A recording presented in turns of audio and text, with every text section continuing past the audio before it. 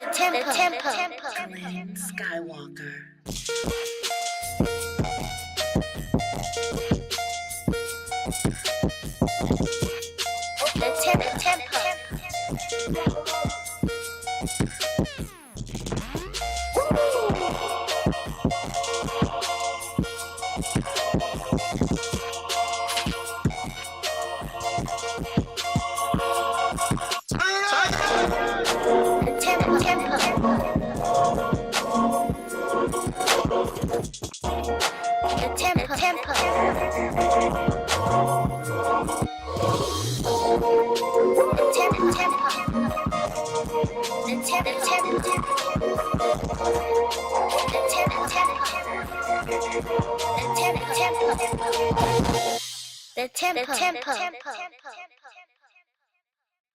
Talented tattoo artist in the DMV area. What's going on, brother? How you living? What's good, man? I'm good. Everything popping? Yes, sir. Hey, look, so how I met this nigga, it was actually, God, it had to be like 2014, I would think, or 15.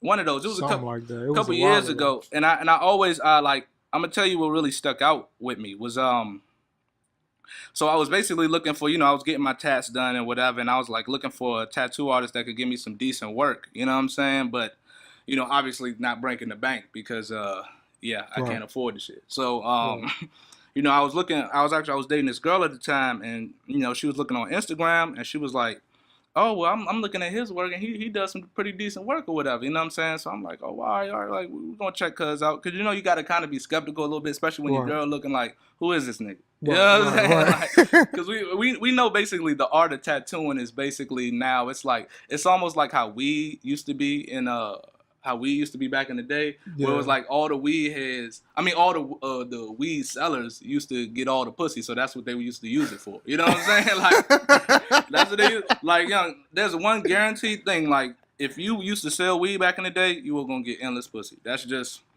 a fact. You know what I'm saying?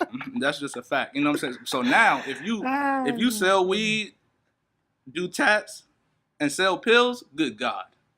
Jesus Christ, it's just gonna be fucking insane. So anyway, so I was like, all right, we can go ahead and check him out. Let's see how professional he is, because I've seen a lot of bullshit tattoo artists in the past, and so we get to the crib, and he was like, I remember you had us direct around the back, and he basically had decked out the basement, I believe the basement of a house, like, and made it like a real tattoo studio. Like, I had to. I was really taken aback by that. I was it was some real entrepreneurship, you know what I'm saying? Appreciate and I really I was really like, damn, he had the whole chair and all the guns and all of that, and I could tell, he's real I was into what I was doing, bro. Yeah, definitely you were definitely into it. Like one of the biggest things, hey, and just make sure you like kind of get up on the mic, you know what I'm saying? We want to hear you.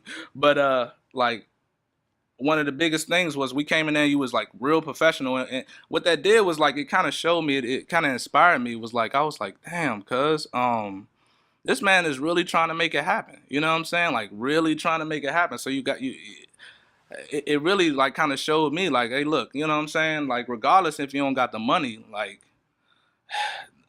go get it by any means necessary. Like, how did you even get into tatting? When it's situations, it's how can I explain this? It's moments of your life when you go through certain things and things just happen and you have no other choice but to just go a certain route. You feel me?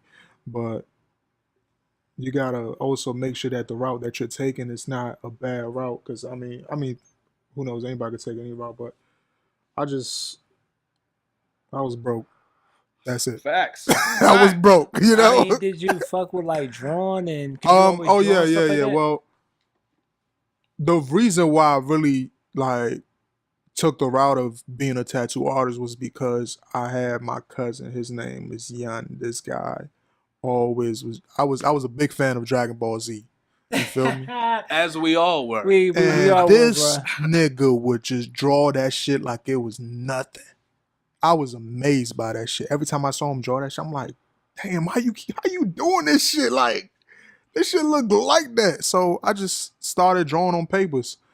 And after watching him, I just used to like drawing. I used to just practice, and to a point where I just got good. And then it was a point where, you know, I was cut hair before I started even doing tattoos, and I had got my first car with that. Hustle man. You know, yeah, I got my first car with that. I was like 17. I couldn't really put gas in my tank because I was in school, you know what I'm saying? Then I had a girl, couldn't even go out on dates because I could barely afford stuff.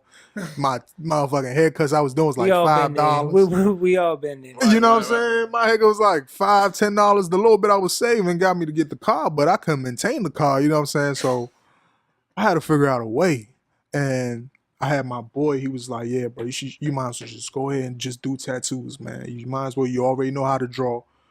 So when he told me that, it was a time when I really didn't have no tattoos. But a couple months later, I got my first tattoos. So in that time, going through what I was going through with my car situation and him always having to help me out and stuff, I got tired of that. You know what I'm saying? Right, I got tired of my man helping me out. And, you know, sometimes he'll feel like I need to do certain stuff for him because he is doing this for me. And I was like, yeah, he right. Yeah, you know what I'm saying? It's only right for me to do the right thing because he helping me out on my, you know what I'm saying, my downtime. So I just listened to him. I went in, spent $100, bought me a whole equipment, and started tatting one of my close friends. That's how I started. That's how I got here today, and now working at a tattoo shop. So that's real. You got a brother or cousin or something that went to the NFL. Hey, this joint, wow. Tell him about your mans that went to the NFL. That's a dog. Yeah, his name is Yannick Ngakwe. He played for the Jaguars. Man. Yeah, he went to Maryland. Yeah, he went to Maryland. He played for the Jaguars now. Right. The friendship kind of started off, you know, just me tatting. You know, same place I was at where I was tatting in my mom's basement. He hit me up on Facebook trying to get tatted. Right. Did his first tattoo, and from then we just started hanging out. He just always kept on coming over my house. You know. We was just chilling. We just became close friends. This was what y'all was in high school or something? Yeah. Like that? Well, I had just finished high school, and he was in his last year of high school. Oh, okay. About to graduate. Yeah. So that's where everything started off. But you know, at the end of the day, you know, everybody gotta follow their dreams. You know, he made it to where he feel like he's at, and you know. I mean, look, I think as Joe can attest to, that man's a dog. Yeah. That man's a dog over there. Like, and I thought he was really, I didn't think he was going to play like outside in. I thought he was going to play linebacker for real, but his rush game is something. Like, he reminds me of Junior First step. Yeah, that that first He's step. Definitely, that like me just, you know, him being my right hand, it was just like everything he's done, everything he do on that field and outside of the field. Well, everything he do outside of the field reflects on what he do on the field. So you basically got to put in work. It's either you make sacrifices and work hard, or you're just gonna be sitting on the sideline watching. Right. I mean, I think we all. One of the biggest things that kind of motivates us as we get older is we start to see our friends that we grew up around. You know what I'm saying? People that we really care for. And we start to see that, you know, the path and the effort that you put in your life is going to start making a difference. Yeah. And as we start to grow into men, we start to see people take different directions. And the reality is, especially for us black men, is that, like, the reality is that a lot of us don't put forth the effort to try to really make something of ourselves. You know what I'm saying? Yeah. And it hurts. It hurts sometimes, you know what I'm saying? It hurts. So when it's especially inspiring when we see black men that, like, no matter what they're doing, you know what I'm saying? Right. No matter, I could give a shit what you're doing, but if you're really putting forth the effort to try to make it work, man, I gotta give the utmost respect to it. You know what I'm saying? So, well, how long were you doing the tats in the basement? Like, well, in the little makeshift? For about, honestly, I'll say 5 years. So in my mom's basement for 5 years. Hey, look, and how much bread do you really kind of render off of that? Does it fluctuate depending on the seasons or what? Yeah, it all depends on the seasons and the type of clients you do have. Some clients they don't they'll spend it. They don't matter what they spend, but if they spending a good amount, is because they know that you're gonna put in the work. So All right, and I always noticed that from the beginning. Like number one, your tattoo skills is like on some like some real ink type shit now. You know what I'm saying? But thank you, I thank could you. I could tell you that there was one particular incident I remember where I was watching Black Ink, and we're gonna get into the whole Black Ink shit. But Hmm. I was watching Black Ink, and I seen a tattoo that Caesar had did that you had put on. Like it was like you had did that exact same tattoo like 3-4 months prior. Right, What was up with that? Like I remember you right. had posted on your page. He was like, "Yo, what's the?" So when I say it was the What exact same tattoo, which tattoo was it? it was like an angel with wings or something like shit on the back. You know what I'm talking about? It was like the angel Yeah, on the back. on the knee. It was Was it on the knee or something? I don't remember where it was I at, but don't I know, remember but it was like a man with the wings on it. Like you know yeah, what I'm on saying? Like, somebody back. Yeah. I think I know what you're talking about. Yeah. so what do you think happened there? As tattoo artists, as just being an artist in general, as like whether it has to do with music, radio, we're all artists. It's just about what inspired you to create your piece. You feel me? What inspired you to do what you're doing today, and what made you put your own little style to it to make it create your own you. You feel me? Right, So, right, right. that's basically what I feel like he did, because that's what we all do. We take different pictures. We try to. Did he steal that? Did he steal that I tat? Do you feel honestly like can't say, because because I it don't looked know, man. incredibly. I It really looked, can't say. I remember you posted it on there, and I think you did the split screen on the joint, and I was like, all right, cuz. Yeah, I was like, I think I know who you're talking about. Nah. That wasn't. I don't even think. Wait, was that even? Nah, I don't think it that. That might. was another artist. That was another But it was artist. somebody. Definitely. It was somebody on Black Ink Definitely. that did that joint. Like, Definitely. Yeah. so I wonder, Nah. like maybe like because obviously motherfuckers. Maybe he did. I don't It know, looks man. like you would just kind of float through and see like, oh, this looks like a good tat. You know what I'm saying? Especially when you're like on a platform and you Yeah. can just look up that. Like that's actually pretty common that larger artists will kind of shift through the Yeah. lower artists Yeah. to get inspiration. Like even there's actually this controversy right now with Childish Gambino, where the This Is America, and, Mhm. and anybody can kind of look it up. There was another, obviously a local artist that don't nobody know about, that made a song like probably like I believe it was like 6 months to a year prior, Right. and man, it seems like he ripped that shit. I mean, but even all the artists have had that type of it seems like that's what artists do. You know what I'm saying? Like Yeah, they do, really though. look through and they kind of steal or borrow or get inspiration from artists who aren't necessarily known, and I just think that's fucked up. You know what I'm saying? Yeah, Because yeah. like all you have is your own Yeah. creativity, Yeah. and like that shit, I don't know. That shit was got fucked up. So I don't know. Like that shit kind of turned me off to the whole Black Ink thing. With and I'm gonna tell you what else. So when you look at some of the tats that they actually do, Yeah. those are elementary style tats. I can say most. All right. So what's his name? Oh shit. And the girl with the dreads, Yeah, those they're nice. with the wild, the light skin joint. Yeah, Those yeah, joints are the nice, one but the that- joints yeah, that Donna and everybody else does, I be like, yo, The kind of them shits like, are you just on the show because you bring drama? Because talent ain't like when you compare Black Ink to like let's say some of the white shows, like Right. some of the other shows. Their detail is not even when they had a little tattoo competitions. Right. Their detail ain't even a competition. Like that shit, Black Ink be. It's baby. It's JV. It's Junior Varsity. Yes, I honestly feel like it's mostly for entertainment. You feel me? Artists definitely have their own style to how they decide to draw. I can't really judge people off what type of tattoo they do. I just judge off quality. They do quality work.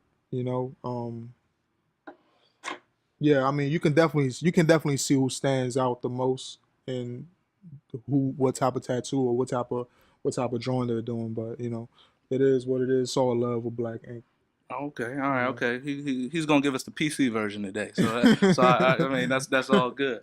So like all right, so in the world of tatting, because you kind of in the mix with the city and all of that. What was like the craziest story you would say that happened to you? You know what I'm saying? While you was trying to give a tat, or give us a couple, because I know I ain't no way you ain't had like I'll give y'all one good one, man. This guy, man, this guy tatted a while back. It was like it had to be like 4 years ago. I did his tattoo prior to that, at his apartment. And everything was good. At that time, um, he was a smoker. He smoked weed. You know, then I get there. This was another session we was doing on his back.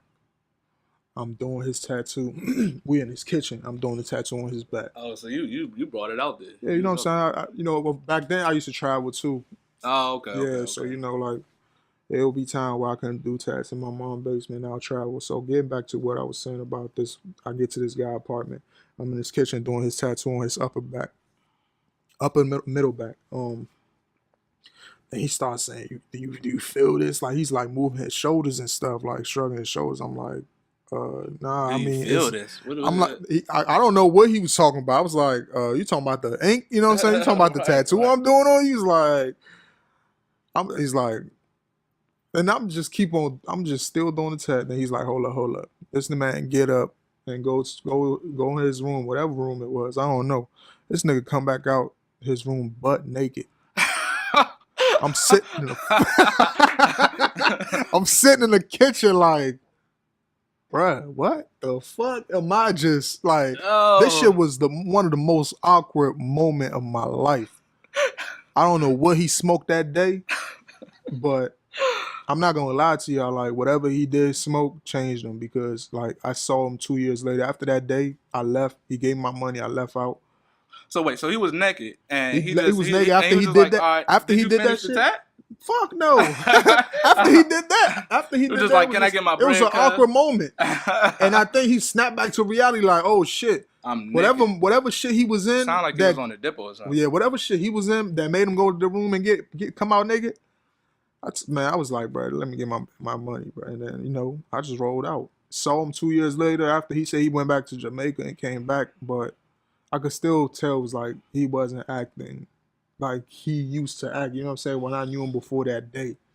Yeah. Whatever he did, smoke. So, guys, watch what you smoke out here. Make sure you ask your Pac-Man to let you know the name of your OG. You feel me? Your Kush, whatever you put in your system. Make sure you know what you're smoking. You feel me? That's really important. I'm a smoker too. All gas. That's it. I understand. I ain't in the smoke life no more. Well, not in the weed smoke life, but like, I miss it. But hey, fuck it. I ain't fucking with it no more. So it is what it is. So, all right. So what made you transition? Because I mean, I would think like, there was no overhead with you working in the basement. You know what I'm saying? Like, you ain't have to worry about shop fees. Nobody was cutting into your money. You know what I'm saying? And from what I seen, like you had clients out the yang. Yeah. So what made you decide to jump to an actual shop? Yeah, I mean, to this day, I just want to thank God for all the people that I've met, including you, of course, throughout my tattoo career. And it's still growing. And I'm just thankful to have clients, you feel me? Because it's hard out here to be a black man and owning a business and, Man, what? having to do everything on your own without nobody really trying to help you. To kind of speak to that is Real that, talk. like, especially with me trying to do this podcast stuff, one thing I learned, and well, the whole reason I even like really started doing this was because I always had an affinity for talking to people. Like I've had some great conversations, and I know a lot of very interesting people, and Right. I listen to podcasts all the time. You know what I'm saying? And I love the conversation. So it's like I can just say that a lot of times in our community we feel like because we've experienced it, but we feel like that nobody's gonna help us out. You know what I'm saying? But a lot of times we don't reach out like that. Right. And once I kind of got over, I said, look, I'm gonna do this shit regardless by myself if I have to, but I'm gonna also reach out to whoever I can to try to help me out. Right. You know what I'm saying? So it was like once I started like getting over that barrier, like, oh, I ain't on nobody dick, you know what I'm saying? Right. Once I got that out my system, I was like, you know what, I'm gonna just start reaching out to people. You know what I'm Yeah, saying? yeah. Reaching out to people in our community to try to see if, you know what I'm saying, if they'll help, if they be willing to talk. And I've been surprising that people have just been, cool. I think that if we really started networking our community, like, man, We'll go really far. we could. We'll It's, be it's the mini opportunities out here. Hollywood, you know? Yeah, no, it's Real talk. it's endless There's so opportunity. many opportunities out here, and you can't be scared to take that leap, So take that jump. are you making more money in the tattoo shop now? You're making more money. Getting back to what the question that you did ask me about what made me transition from my mother basement to what I'm doing now and being in a tattoo shop. I wasn't in this tattoo shop till this year. I had my own studio. I had moved out and got my own studio and everything. That was a year ago.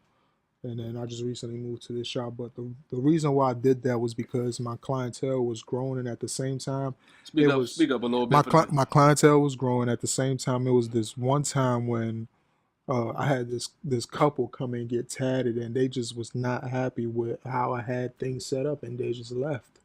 You feel me? They came, saw the spot, and just left. And that day right there, that kind of touched me. I was like, I gotta start making changes now. Same way I was touched by me wanting to start doing tattoos. It's always gonna be that one moment, that one thing in your life that's just gonna make everything change for you. Yeah, no, You feel me? So that right there just pushed me to not that I couldn't afford to get it on my own, but I was just comfortable.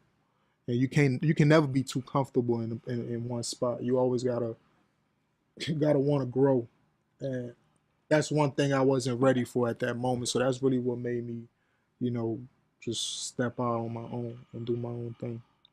To kind of jump into the shop. Still love mom, still with mom, still hang out with mom. Right. That's my heart. I can dig it. I can definitely dig it. It's like so I guess. So you saying that you're making more money with a shop now than you was doing? Because you get to charge more based off. I mean, that too.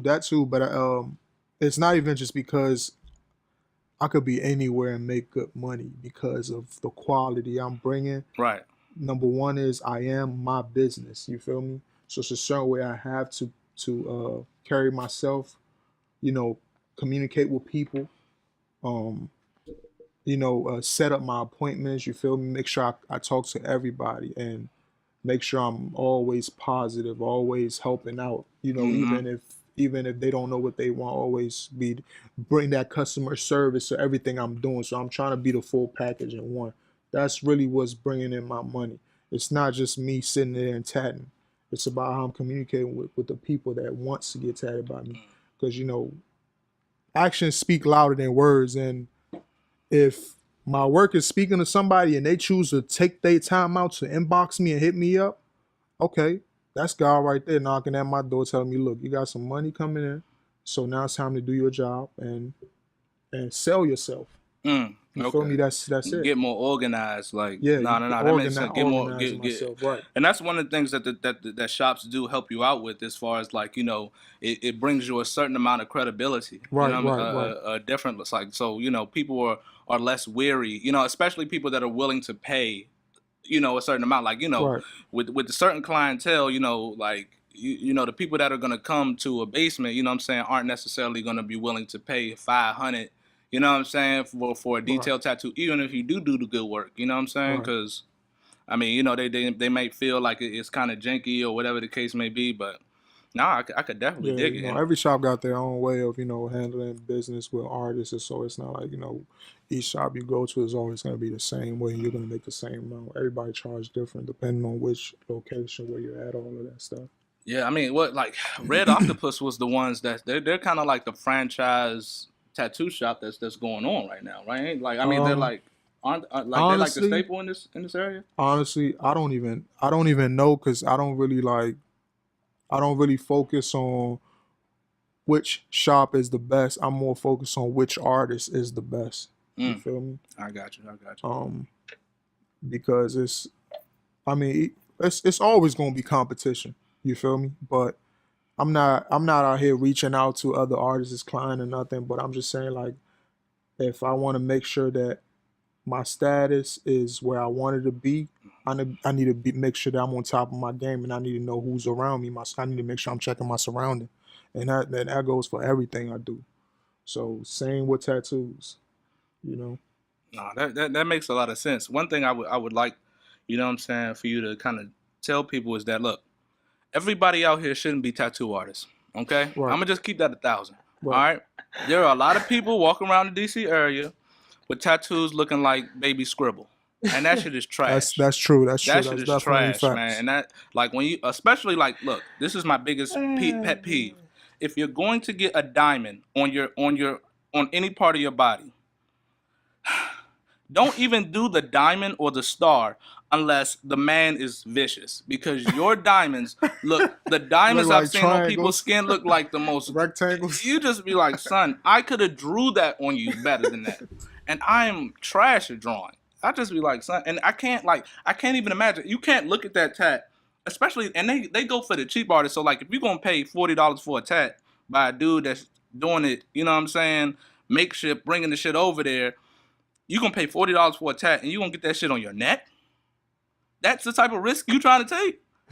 And then I'll be like, son, then you look at the tat in the mirror and be like, yeah, that's cool. Nah, come on, cuz. You seen it. You see it. You see how garbage that shit look. You know what I'm saying? Don't get me wrong, man. Like, I know he's not saying that you cannot be a tattoo artist, but that you're right. Everybody cannot be that. You know what I'm saying? Everybody can't do it. It's Some a people hierarchy. can, It's a hierarchy. Everybody, like, look, it's the same thing to me. It's the same thing as like it's kind of like the hood, the new popular hood profession, because it's like, number one, you know, if you get a tattoo artist, like, especially if you're a man, which majority are, there are some women, you know, especially, the women typically, you know, they really want to do it, so they be beastly. But a lot of men, it's like, all right, I know girls going to talk to me. I know, you know what I'm saying, I could just reach out because everybody want to tat. But it's like, look, I feel like you have to be a skilled drawer, at least a skilled drawer or tracer. You have to be an artist for that to even translate into you putting it on a gun and being like, even number one, drawing is hard enough. I actually got I have a real artist coming through that like kind of paints pictures and does all that. Now mind you, I'm not familiar, but like her shit is so detailed, it's incredible. But to me, you need that type of artistry to be a tattoo artist. You know what I'm saying? To be a legit one. And it's just people just out here saying, you know, all right, I'm gonna just start this shit, and they don't even realize. I be trying to tell these dudes like same thing. I be like, look, if you want to be a drug dealer, cuz number one, you need to be smart, okay? Mm-hmm. Because drug dealing deals with a lot of mathematics, all right, which a lot of you don't even give a fuck about, all right? You just say, oh, I'm gonna just re-up and flip. Whenever a nigga tells me he about to sell drugs, like, yeah, I be like, so how you gonna do it? You know what I'm saying? Because most people sell weed. I be like, so how you gonna sell weed? You like, well, you know, I'm gonna just get an ounce. You know what I'm saying? Flip. Then I'm rich. I'm like, this is what rap is doing to us. This is what, because these rappers are lying, telling you that you could just, I started from started from a O to a whole thing. No, that is probably one of the biggest lies I've ever heard anybody tell. Because I've sold drugs before, and well, weed and ecstasy, and look, this is the thing. This is one thing that you learn if you're an intelligent guy as you start to do it. So all right, so you're like, all right, so I'm gonna sell tree, right? All right, so and mind you, this was a long time ago. So let's say Reggie right there, back in the day, Reggie was like, let's just round it out to an ounce. Ounce was 100, right? Ounce is 100. You usually get the pounds for 1,000. You know what I'm saying? Off the ounce, you could probably make 200. Now, mind you, that's at the most if you don't smoke. Because you got to incorporate the 6, the C's, all that shit. You know what I'm saying?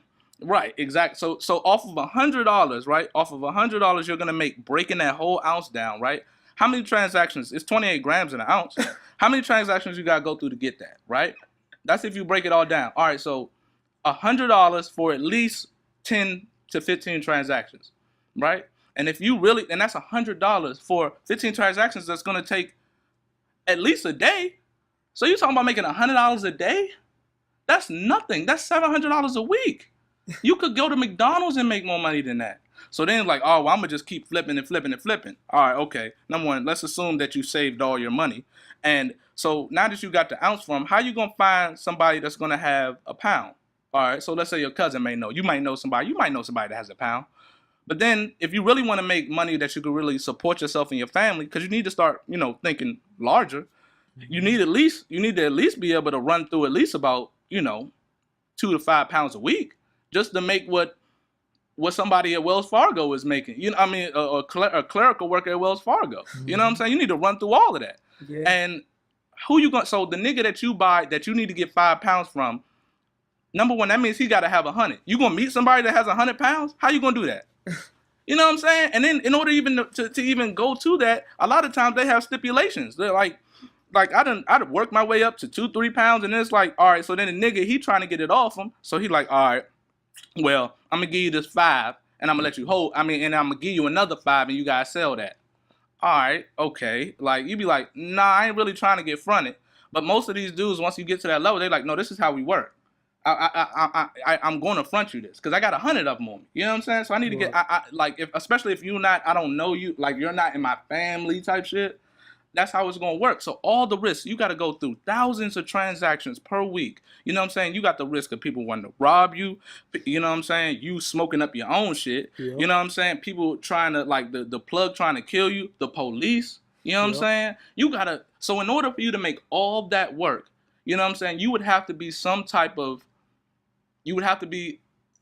like a mathematical genius. And then you would have to be a person that socially understands the constructs of being able to move under the law. Right. And it ain't no book that's going to tell you that. Right. Ain't no book that's going to teach you how to do that. So that's why these dudes, they think that it's cool.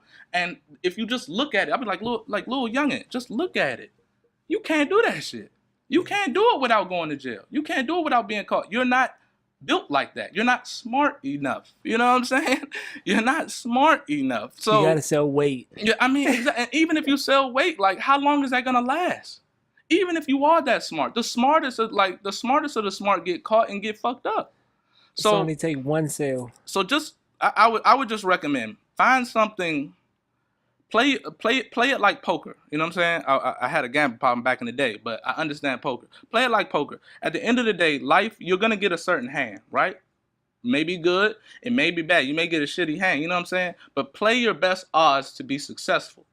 You know what I'm saying? Trying to be a rapper out here in these streets is obviously it's about 1,000,000 to 1. So your odds aren't high for that. Your odds aren't high to being a successful drug dealer. Your odds aren't even high to just being a stable person with a regular job. Like, you know what I'm saying? Like just being a black man in America. That's hard enough. You know what I'm saying? So work on something legal. Try to be the best that you can at it. And use that to support yourself and be smart about it. You know what I'm saying? So, I mean, that's my whole tirade on that shit. That just kind of goes back. I'll be like, y'all tattoo artists, son, like, you can't draw. So let's try something else. Yeah, so definitely. You know what I'm saying? Go apply for Metro or something. You know what I'm saying? Go try to work at Pepco where they'll train you to do something that you can do. You know what I'm saying? You definitely have to master drawing first if you want to, ever learn how to tattoo. You don't want to put anything on anybody's body. Oh, I definitely knew how to draw a little bit.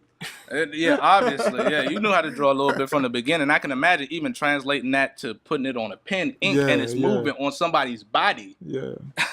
Jesus Christ. So, man, that shit is wild. So, so what's going on in your love life? Cause you got a girlfriend or something like that? What's pop? You ain't got no girl out here? No girl, man. I mean, you out here, Bachelor of the Year, doing tattoos, making money. Paper. Oh, chasing the paper. I'm just chasing this paper, man. I ain't mad at you at all. I ain't mad at you at all. You know what I'm saying? Like, well, does being a tattoo artist, does it hinder you sometimes from, like, let's say, building some type of relationship with females in general? Or? Yeah, man, it can definitely, but I've been doing it for so long, man. It's just. Well, how old are you first of all? I'm 25 years old. Forgetting how young you are. So that back in the day, you was young as shit. Yeah, I was 18, 19. Yeah. Told you, man. Got the first car 17. Yeah, I remember that joint. I remember that joint. I was throwing all my tattoo money on that car, man. I didn't know what to do with my money. Nigga, I didn't know that what was to me. do, I was man. working at McDonald's trying to afford some Oh, shit. You hear me? man. Like that ain't about nothing. I definitely I'm already hip to that. So it's like, man, like it's just wild, man. You know, and today was a crazy day. Like, you know, before I got you in here, you know, and that's, I guess it kind of speaks to where you got to be able to fight through adversity, you know. And I know that, you know, doing all the tasks, I'm sure that you've been through endless situations Oh, where you're yeah, just man. like, oh my God, man, fuck this shit. I've You been know through what I'm a saying? situation where I've had clients that are my clients now that didn't even want to be my clients at first, that was going on my work. Oh All of that. man, that's Today I'm tatting them. You feel me? That lets you know that anything is possible. Real talk. no, that's real. It also lets you know that, you know, you gotta real life work on your shit. You know what I'm saying? Like, you real life gotta work on your craft so Yeah. that, you know what I'm saying, you can get the respect above. Like, you know what I'm saying? Like, look, cause some people just ain't trying to support you off the rip. You know what I'm saying? Like, Right. they ain't doing shit. You know what I'm saying? Right. So, you know, it is what it is. You know what I mean? So it's definitely rough out here. Joe, Basically, you good back there, cuz? You good? You got kind of. Oh yeah. All right. We good. We good on the levels. Okay. You good, cuz. You good. But so yeah, I definitely understand all of that. You know what I'm saying? It's So anyway, back to what I was talking about like earlier. So I was, you know what I'm saying, I was trying to get myself together for this interview today and cleaned up everything. All right, JoJo, got you. Hey, just hit my phone. All right, bet. So you know, I was trying to get my stuff together today, and as I was cleaning up the apartment, because I'm kind of a junky dude, you know what I'm saying? I was like, all right, so when I get off work, I'm going to go ahead, I'm going to come here, I'm going to clean up the whole shit, and then I got, you know what I'm saying, I got the new setup, I got the new camera, you know what I'm saying? I'm going to make this shit, I'm going to make all this shit seamless. So as soon as I clean up everything and I get to working on the levels for the audio, my little Scarlett I-18, just the power supply just went dead on the joint. Like, wow. and wouldn't even come back. I was like, yo, no, I just spent $500 on this fucking audio converter. You know what I'm saying? Like, Damn. and I got endless fucking interviews to do today. You know what I'm saying? I was like, yo, like, this shit is just overwhelming, son. So I just said, fuck it. I'm gonna just go to bed, and when I wake up in the morning, I'm gonna just, you know what I'm saying, I'm gonna just get a jump on it. And one of the things that's different in the way I do things now, which is the way I do things before, was that when I used to go through similar adversity, I'd be like, well, maybe this just ain't what I'm supposed to be doing. You know what I'm saying? Right. I was like, maybe I should just say fuck this shit. But I was like my whole philosophy now is just, you know, you got to give it your best effort regardless. Yeah. So regardless, even I'm not, when you're down, especially when you're down. Even when you not encouraged no more, just still try. Yes, man. You got to put it out, and that's the difference. That's gonna make you successful. Right. That's what's really gonna point you out of a group of people. Nah, you're absolutely right. You know what I'm saying? You're absolutely right. So it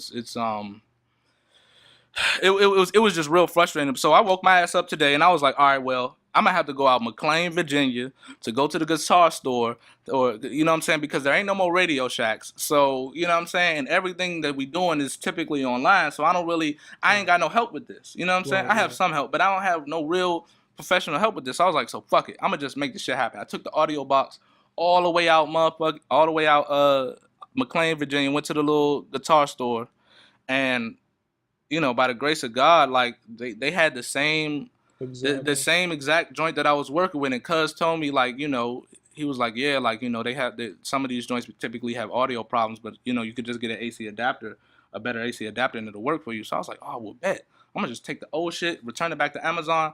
I love Amazon. Exactly. Just buy this one. Thank God, you know what I'm saying? I've been, you know, keeping my money together, you know what I'm saying, so that I can be able to finesse like that. You know what I'm saying? Like, so that's another thing. Yeah. You gotta, especially when you jumping in. Balance that money right. Yeah, that money you have to have your money. Don't matter how much you get it, you better balance it right. It's gonna be gone. You gotta be able to prepare for worst days, the bad worst days, because the worst days are gonna come periodically. Oh yeah, they come out of nowhere.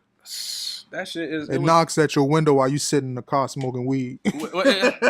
Matter of fact, before your job interview and shit, motherfucker, somebody done stole your shoes out the house.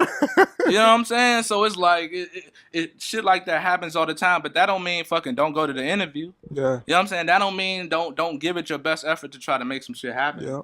You know, so I mean, look, you know, I just thank God everything worked out, you know what I'm saying? So all right, so I mean, what's next for you? You know what I'm saying? Like, so all right, after you work in the after you shop. after you go through the shop, what's your next plan? The next year or two, I want to open up my own tattoo shop, basically like a LLC company. You feel me? I want to have different parts into it. So painting, tattooing. I also want to I do cut hair, so I also want to cut hair. You know, I don't want to open up a business that I cannot run myself. And so if I'm running my business myself, and I don't really need nobody else. Not saying that I don't. We always need a team with you. Yeah, you always definitely. Just need in a team. case I don't have a team, I know I can handle it and make sure that the bills are paid. You feel me? I can dig that, and you know, I know that just opening up your other shop it's really a change. To have your own tattoo shop is almost a totally different business than from being a tattoo artist. Absolutely. You know what I'm saying? Because it's really about the logistics. Like when you bring artists in, it's about number one, like how are you gonna get your money for the rent to be paid? So you know what I'm saying? You want to have quality artists in your shop. How you gonna find these artists? How much are you gonna pay them for booth rent? You know what I'm saying? Right. How are you gonna keep them happy so that you'll be able to fluctuate? You know what I'm saying? How your business will be able to grow and be able to sustain itself. Because with all businesses, you got to be able to take a hit for. They say you got to be able to be in the red for a year or two. Yeah. At least. You know what I'm saying? At least. That's true. And so it's a different avenue, but I can already tell from your spirit, you know what I'm saying? It's something that's gonna happen for you. It's gonna happen. Appreciate that. It ain't like I'm not talking from no higher position because I'm in the same thing. I'm in the red, my nigga. You know what I'm saying? I done spent bread and did this and did that. You know what I'm saying? And I know ain't no money gonna come from this for a long time. But I don't give a fuck. I'm gonna keep it. I don't give a fuck if this shit ever make anything. You know what I'm saying? Because I just love talking to people, getting educated on subjects I don't really understand. Right. And maybe if I could help other people out,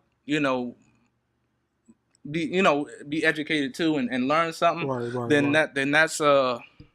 that'll be enough for me.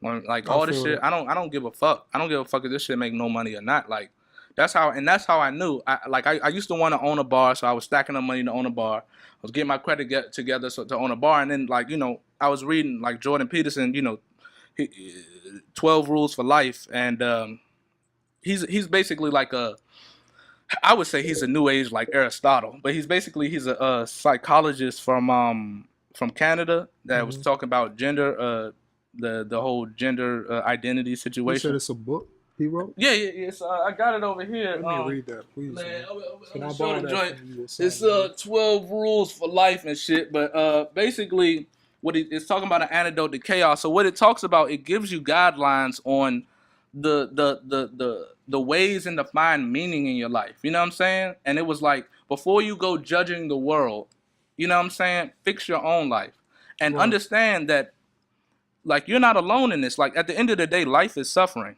All the religions, that's a common theme, no matter what religion. You could talk about Christianity, Islam, Buddha, you know what I'm saying? The Taoists, like life is suffering. So since we know that life is suffering for everybody, no matter how much money you got, no matter what position you in, you're going to go through suffering. So what you going to do about it? Whether it's money, whether it's family, whether it's health, anything, all that you're going to go through. You're always going to go through something. It's just making sure that you're prepared. And even if it's not to your full potential, at least you have something, to be ready for. Right, exactly. It's about finding, like, when they talk about the antidote to chaos, it's basically understanding that, look, at the end of the day, what are we even here for?